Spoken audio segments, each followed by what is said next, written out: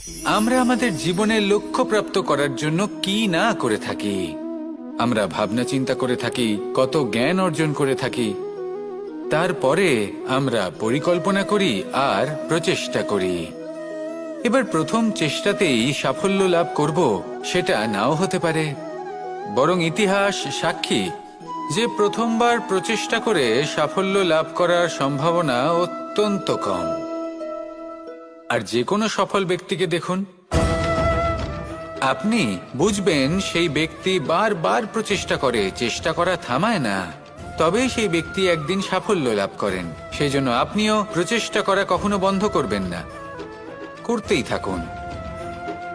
যখন আপনি প্রথমবার প্রচেষ্টা করেন তখন আপনি একা থাকেন, কিন্তু যখন আপনি দ্বিতীয়বার প্রচেষ্টা করেন তখন আপনার সাথে কিছু বিগত প্রচেষ্টার অভিজ্ঞতা থাকে। চেষ্টা করতে থাকুন, সাফল্য আপনার কাছে আসতেই চলেছে। আসুন আমার সাথে ভালোবেসে বলুন, রাধা রাধা। এই সংসারে এমন কোন আবেগ আছে যা সবসময় কটু বলে মনে হয়, কিন্তু সবার শেষে এটি সব থেকে বেশি মধুর উপলব্ধি প্রদান করে, সব থেকে বেশি মধুর অনুভূতি প্রদান করে। উত্তর পেলেন?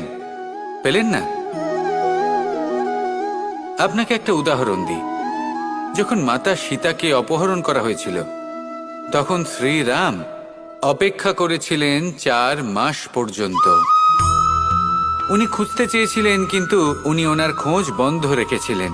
কল্পনা করে দেখুন ওনার কতটা যন্ত্রণা হয়েছিল। উনি শুধু অপেক্ষা করছিলেন, কারণ তখন বর্ষা ছিল। অনেক দিন পর্যন্ত সূর্যের আলো দেখা যায়নি। উনি জানতেন এরকম সময় বানর সেনার পক্ষে বনের মধ্যে পথ খোঁজা খুবই কঠিন কাজ হবে, সাগর পার করা অত্যন্ত কঠিন হয়ে দাঁড়াবে। তারা হয়তো বনের মধ্যে পথ হারিয়ে ফেলবে।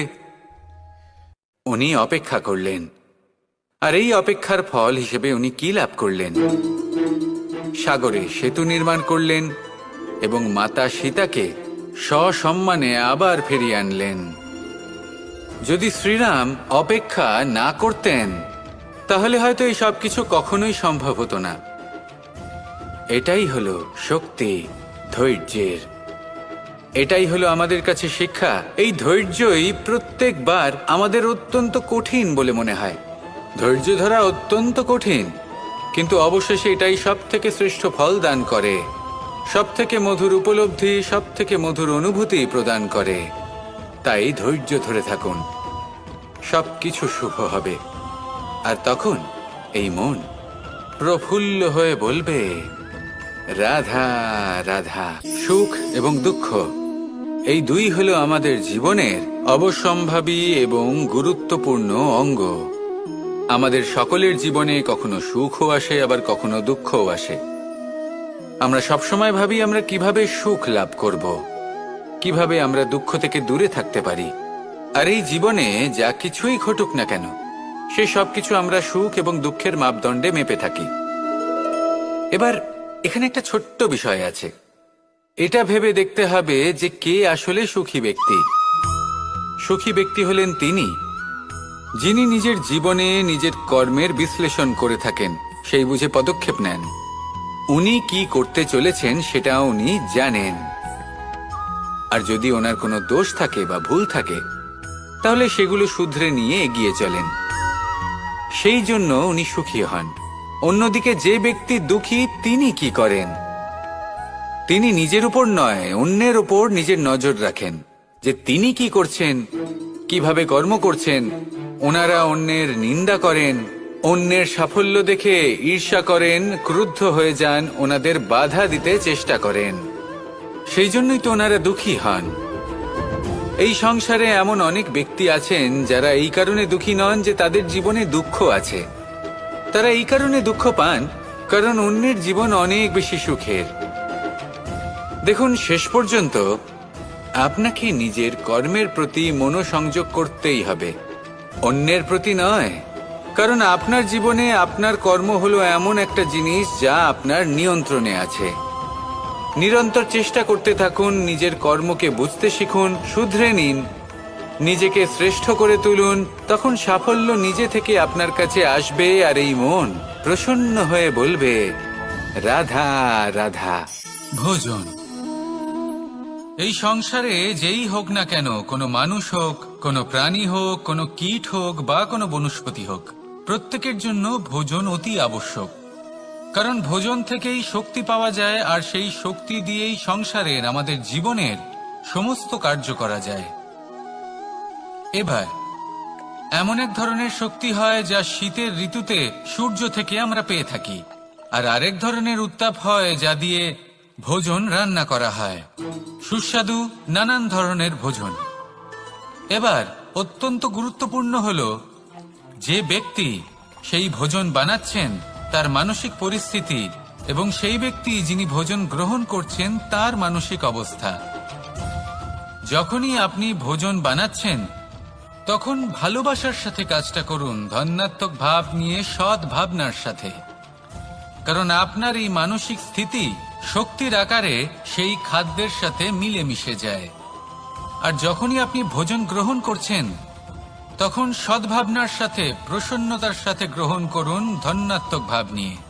যদি আপনি প্রসন্নতার সাথে রান্না করেন, প্রসন্নতার সাথে খাদ্য গ্রহণ করেন, তাহলে আপনি প্রসন্নই থাকবেন, আর মন সুপ্রসন্ন হয়েই বলবে, রাধা রাধা। পুরুষার্থ। শাস্ত্রে 4 ধরনের পুরুষার্থের কথা বলা হয়েছে। প্রথম হলো ধর্ম। আপনি কি জানেন এই ধর্ম আসলে কি? আপনার কি মনে হয় ধর্ম আসলে কি? কোনো বিশেষ ঈশ্বরকে মানাই কি ধর্ম বলা হয়? নাকি কোনো বিশেষ রীতি পালন করাই হলো ধর্ম? নাকি কোনো বিশেষ সাহিত্যকে সর্বশ্রেষ্ঠ মনে করাই হলো ধর্ম? না, ধর্ম হলো সেটা যাকে ধারণ করা যেতে পারে। আর ধারণ শুধু সেটাই করা যায় যা পবিত্র। পবিত্র শুধু তাকেই বলা হয় যা নিঃস্বার্থ, যার মধ্যে শাসন করার কোনো ইচ্ছে নেই, যা সরলভাবেই প্রবাহমান, জল এবং বায়ুর মতো। যখন কোনো ব্যক্তি ধর্মকে ধারণ করেন এবং সেই ধর্ম সেই ব্যক্তিকে রক্ষা করে, তখন তাকে ধর্ম বলা হয়। ধর্ম যা রক্ষা করে অহংকার থেকে, খারাপ চিন্তার হাত থেকে।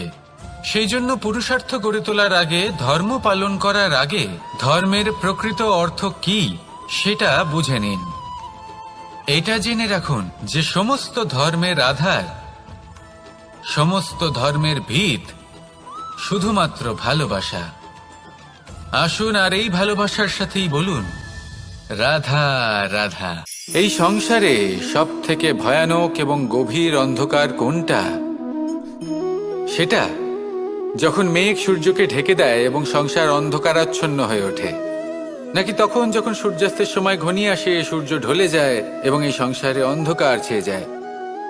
নাকি সেই অমাবস্যার রাত্রি যখন চতুর্দিকে ঘন অন্ধকার থাকে এবং চন্দ্রমার প্রকাশ কোথাও থাকে না? না, এই সংসারে সব থেকে বেশি ভয়ানক অন্ধকার হলো মানসিকতার অন্ধকার। মানসিকতা খুব গভীর একটা বিষয়। এই মানসিকতাই সত্যের রূপ ধারণ করে এবং আমাদের এই মানসিকতা এবং বিবেকে একটা সূর্য থাকে। যদি আমরা এটা জীবন থেকে বের করে ফেলি, তাহলে নিরাশা, হতাশা, অসফলতা এর এমন এক ঘন অন্ধকারে আমরা ফেসে যাব যে তার থেকে বাইরে বের হওয়া প্রায় অসম্ভব ব্যাপার হয়ে দাঁড়াবে। বড়ই কঠিন হয় সেই সময়। সেই জন্য ইতিবাচক মনোভাব থাকা খুব প্রয়োজনীয়। এটা ভাববেন না যে এটা আমার সাথে কেন হলো, এই সমস্যা কেন এলো, ওই ব্যক্তি আমার সাথে এটা কেন করলেন। এটা ভাবুন যে আমি জীবনে যে পরিস্থিতিতে দাঁড়িয়ে আছি তার থেকে আমি ঠিক কিভাবে বাইরে বেরোতে পারবো। যতই ঘন অন্ধকার থাকুক না কেন, খুব ছোট একটা প্রদীপের প্রকাশ আমাদের পথপ্রদর্শক হয়ে দাঁড়াতে পারে। আর আমাদের জীবনে এই ছোট্ট একটা প্রকাশ হলো আশা। এই আশার একটি কিরণ আমাদের অত্যন্ত গাঢ় অন্ধকারেও পথ দেখাতে পারে। তাই এই আশাকে সবসময় মনে প্রজ্বলিত করে রাখুন।